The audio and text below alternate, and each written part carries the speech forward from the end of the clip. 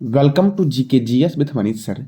आज 19 मार्च 2023 है और आज की जितने भी महत्वपूर्ण करंट अफेयर होंगे वो हम इस वीडियो में डिस्कस करेंगे। तो आइए शुरू करते हैं आज का महत्वपूर्ण करंट अफेयर। आज का पहला प्रश्न है, वैश्विक रिसाइकलिंग दिवस कब मनाया जाता है? तो यह मनाया जाता है 18 मार्च को। अब साथियों, इस महीने में और कौन कौन से महत्वपूर्ण दिवस मनाए गए और वैश्विक रिसाइकलिंग दिवस का थीम क्या था साथियों? तो थीम था क्रिएटिव इनोवेशन। और अब इस महीने में कौन कौन से महत्वपूर्ण दिवस मनाए गए अब तक?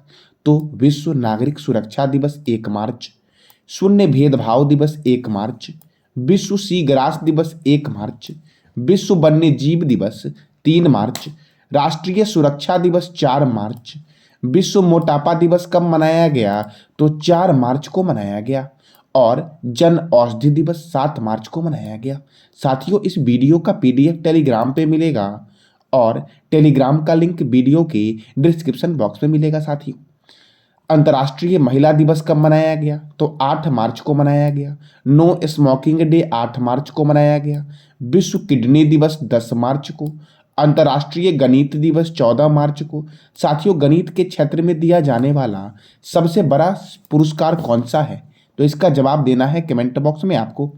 विश्व उपभोक्ता अधिकार दिवस 15 मार्च को मनाया गया। राष्ट्रीय टीकाकरण दिवस 16 मार्च। भारत का आयुध फैक्ट्री दिवस कब मनाया गया? तो ये मनाया गया 18 मार्च को। साथियों, कब मनाया गया? तो 18 मार्च को। अब अगला प्रश्न है, हाल ही में आई रिपोर्ट के अनुसार किस राज्य में सबसे कम साक्षरता दर है? तो बिहार का साक्षरता दर साथियों सबसे कम है। और सबसे अधिक किसका है? तो केरल का साक्षरता दर सबसे अधिक है। अब बिहार का सबसे कम है तो बिहार की राजधानी है पटना। साथियों, बिहार के गवर्नर कौन है? तो इसका जवाब देना है कमेंट बॉक्स में आपको। बिहार के मुख्यमंत्री है नीतीश कुमार। बिहार की स्थापना हुई 22 मार्च 1912 को और 22 मार्च को मनाते हैं बिहार दिवस साथियों। और 22 मार्च को मनाते हैं जल दिवस। बिहार में राज्यसभा सीट कितना है? तो 16 है और लोकसभा सीट 40 है। राज्यसभा का वर्णन भारतीय संविधान के किस अनुच्छेद में किया गया है? तो 80 में किया गया है। और लोकसभा का वर्णन भारतीय संविधान के अनुच्छेद 81 में किया गया है। वाल्मीकि राष्ट्रीय उद्यान बिहार का एकमात्र राष्ट्रीय उद्यान है जो पश्चिम चंपारण में स्थित है। और पश्चिम चंपारण बिहार का सबसे बड़ा जिला है। गौतम बुद्ध वन्यजीव अभयारण्य ये गया में है। कैमूर वन्यजीव अभयारण्य कैमूर जिले में है। पंत वन्यजीव अभयारण्य राजगीर में है। साथियों, कहाँ पर है? राजगीर में। साथियों, बिहार में जिलों की संख्या जो है वो कितनी है? तो 38 है। मिथिला मखाना को जीआई टैग दिया गया है। साथियों, जीआई का फुल फॉर्म होता है जियोग्राफिकल आइडेंटिफिकेशन। और जीआई टैग सबसे पहले दार्जिलिंग के चाय पत्ती को दिया गया था। दार्जिलिंग है वेस्ट बंगाल में। मोक्ष की भूमि गया में देश का सबसे बड़ा रबर डैम बनकर तैयार हो गया है। और यह रबर डैम कहाँ बना है? तो फल्गु नदी पे बना है साथियों। अर्थात साथियों, यहाँ से एक और प्रश्न आपने सीखा कि मोक्ष की भूमि के उपनाम से किससे शहर को जानते हैं? तो गया को जानते हैं। और सबसे बड़ा जो रबर डैम बना है भारत का वो कहाँ बना है? तो गया में बना है। और कौन से नदी पर बना है? तो फल्गु नदी पर बना है। भोजपुरी का शेक्सपियर किसे कहते हैं? तो भिखारी ठाकुर को कहते हैं। हर घर गंगा जल परियोजना की शुरुआत बिहार में की गई है। और जातिगत जनगणना करने वाला भारत का तीसरा राज्य बना है बिहार। कितने नंबर का राज्य? तो तीसरा राज्य बना है बिहार साथियों। अगला प्रश्न है, हाल ही में 7वें अंतर्राष्ट्रीय मधुमेह शिखर सम्मेलन का आयोजन कहाँ हुआ है? तो इसका आयोजन हुआ है पुणे में। अब पुणे में हुआ है तो पुणे कहाँ है साथियों? महाराष्ट्र का एक शहर है पुणे। साथियों, भोपाल है मध्य प्रदेश में और भोपाल में है राजा भोज अंतर्राष्ट्रीय हवाई अड्डा। दिल्ली साथियों, दिल्ली है यमुना रिवर के किनारे। और उदयपुर है राजस्थान में साथियों। अब साथियों, महाराष्ट्र, तो महाराष्ट्र की राजधानी क्या है? तो मुंबई है। महाराष्ट्र के गवर्नर कौन है? रमेश बैस है। और महाराष्ट्र के मुख्यमंत्री हैं एकनाथ शिंदे। और महाराष्ट्र में राज्यसभा 19 है और लोकसभा 48 है। साथियों, मैंने अभी तुरंत बताया आपको कि राज्यसभा का वर्णन किस अनुच्छेद में किया गया है और लोकसभा का वर्णन किस अनुच्छेद में किया गया है। तो इसका जवाब देना है कमेंट बॉक्स में। महाराष्ट्र का एक शहर है औरंगाबाद। इसका नाम बदलकर कर दिया जाएगा छत्रपति संभाजी नगर। और महाराष्ट्र का एक शहर है उस्मानाबाद, इसका नाम बदल के कर दिया जाएगा धाराशिव साथियों। क्या कर दिया जाएगा? धाराशिव। चंदोली नेशनल पार्क महाराष्ट्र में है। लोनार वन्यजीव अभयारण्य, गढ़चिरौली वन्यजीव अभयारण्य, कौन सा? तो गढ़चिरौली वन्यजीव अभयारण्य। मुक्ताई भवानी वन्यजीव अभयारण्य कहाँ पर है? तो ये महाराष्ट्र में है। सार्वजनिक शौचालय की स्थिति को सुधारने के लिए राइट टू पी अभियान किसने शुरू किया? तो महाराष्ट्र ने शुरू किया। और महाराष्ट्र चीनी का सबसे बड़ा उत्पादक राज्य है। किसका? तो चीनी का। साथियों, भारतीय चीनी तकनीकी संस्थान किस राज्य में स्थित है और उस राज्य के किस शहर में स्थित है, ये बताना है कमेंट बॉक्स में आपको। अब अगला प्रश्न है, किस राज्य के विधानसभा भवन में फूलदेई उत्सव मनाया गया है? तो उत्तराखंड के विधानसभा भवन में मनाया गया है फूलदेई उत्सव साथियों। अब उत्तराखंड में मनाया गया फूलदेई उत्सव। साथियों, आज आपको बताना है कमेंट बॉक्स में कि उत्तर प्रदेश के राज्यपाल कौन है, आंध्र प्रदेश के राज्यपाल कौन है और मेघालय के राज्यपाल कौन है, तो ये बताना है कमेंट बॉक्स में साथियों। अंडों की टोकरी के नाम से जानते हैं आंध्र प्रदेश को, और मेघालय को साथियों क्या बोलते हैं? तो मेघालय को बोलते हैं मेघों का घर, क्योंकि सबसे अधिक वर्षा जो होती है वो मेघालय के मासिन राम में होती है। अब उत्तराखंड, तो उत्तराखंड की कैपिटल क्या है? देहरादून। उत्तराखंड के गवर्नर है गुरमीत सिंह और यहाँ पे मुख्यमंत्री है पुष्कर सिंह धामी। यहाँ पे राज्यसभा 3 है और लोकसभा कितना है? तो 5 है साथियों। कहाँ पर? तो उत्तराखंड में। जिम कॉर्बेट नेशनल पार्क, यह भारत का प्रथम राष्ट्रीय उद्यान है जिसका पुराना नाम क्या था? तो हैली नेशनल पार्क, और इसकी स्थापना हुई थी 1936 में। और इस राष्ट्रीय उद्यान से रामगंगा रिवर निकलती है साथियों। इसका नया नाम क्या है जिम कॉर्बेट नेशनल पार्क का? तो रामगंगा नेशनल पार्क है। अब बात करते हैं रामगंगा रिवर के बारे में। तो रामगंगा रिवर उत्तराखंड के नैनीताल झील से निकलती है और जिम कॉर्बेट नेशनल पार्क के बीचों बीच से होते हुए साथियों यह उत्तर प्रदेश के कन्नौज में गंगा रिवर में जाकर मिल जाती है। और साथियों, उत्तर प्रदेश के कन्नौज को क्या बोलते हैं? तो इसको बोलते हैं खुशबुओं का शहर। उत्तर प्रदेश के कन्नौज को बोलते हैं। नंदा देवी राष्ट्रीय उद्यान कहाँ है? तो ये है उत्तराखंड में नंदा देवी राष्ट्रीय उद्यान। फूलों की घाटी राष्ट्रीय उद्यान कहाँ है? तो उत्तराखंड में है। राजाजी राष्ट्रीय उद्यान उत्तराखंड में है। टिहरी बांध परियोजना, कौन सा? तो टिहरी बांध परियोजना भागीरथी नदी पर है और यह उत्तराखंड में है साथियों। उत्तराखंड के मुख्यमंत्री ने ई गवर्नेंस पोर्टल लॉन्च किया। भूकंप अलर्ट ऐप लॉन्च करने वाला भारत का पहला राज्य कौन बना है? तो उत्तराखंड बना है। सूर्यधार झील देहरादून में है। नई शिक्षा नीति को प्री प्राइमरी स्तर पर लागू करने वाला देश का पहला राज्य कौन बना है? तो उत्तराखंड बना है।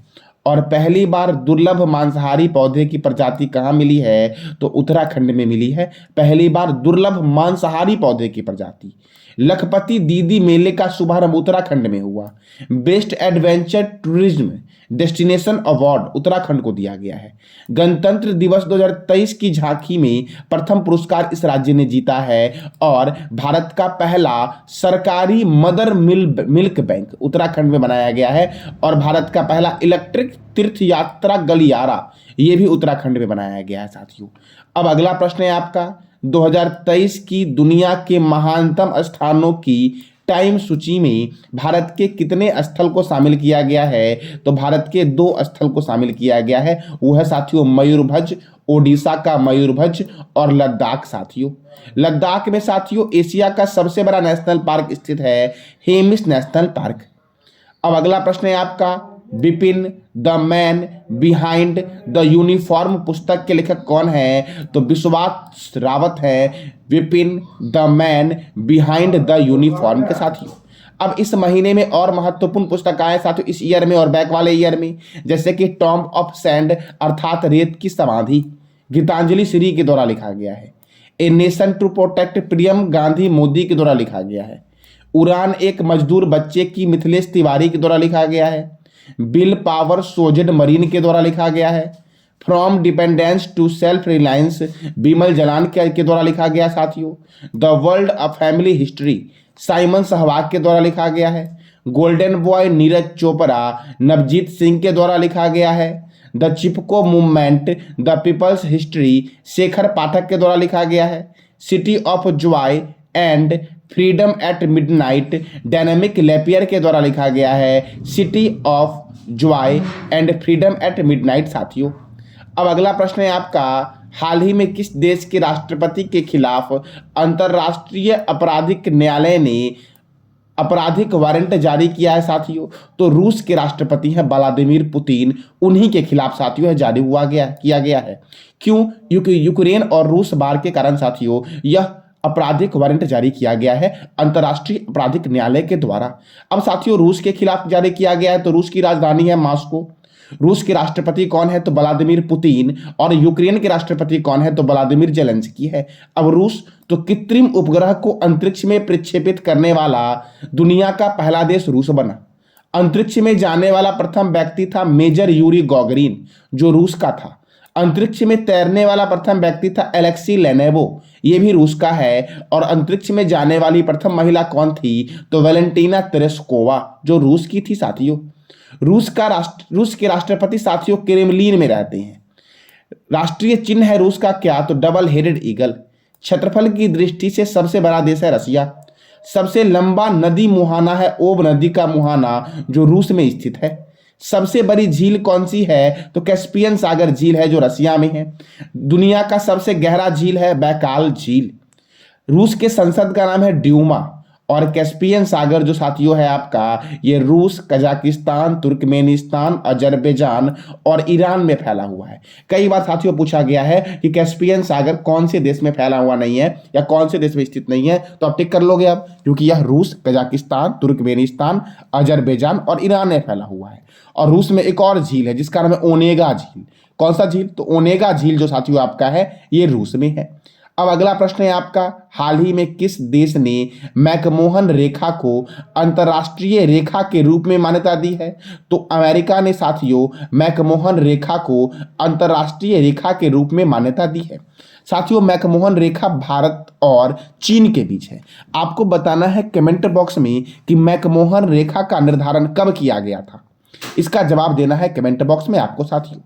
अब संयुक्त राज्य अमेरिका द्वारा मैकमोहन रेखा को चीन और भारत के अरुणाचल प्रदेश के बीच अंतर्राष्ट्रीय सीमा के रूप में स्वीकार किया गया है साथियों। अब महत्वपूर्ण बॉर्डर लाइन देखते हैं, जैसे कि रेड क्लिफ रेखा भारत और पाकिस्तान के बीच है।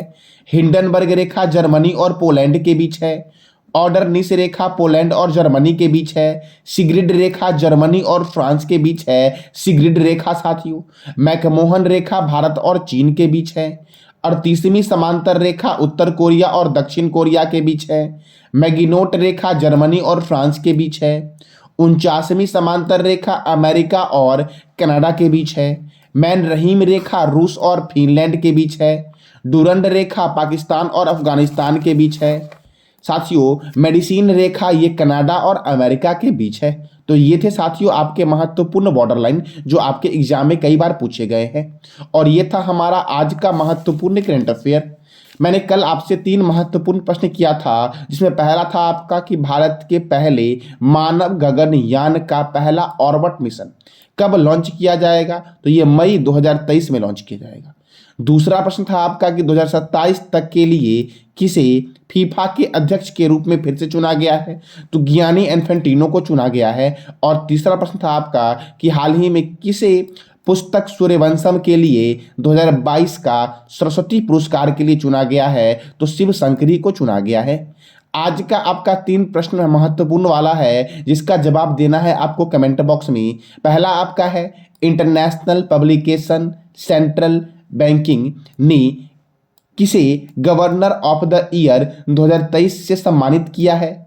दूसरा प्रश्न आपका है कि भारतीय रेलवे कब तक नेट जीरो कार्बन उत्सर्जक बन जाएगा?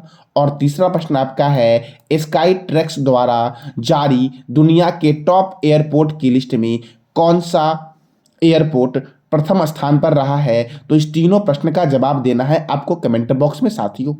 तो ये था आज का महत्वपूर्ण करंट अफेयर। जानकारी अच्छी लगी तो लाइक करें, शेयर करें और सब्सक्राइब करें। धन्यवाद।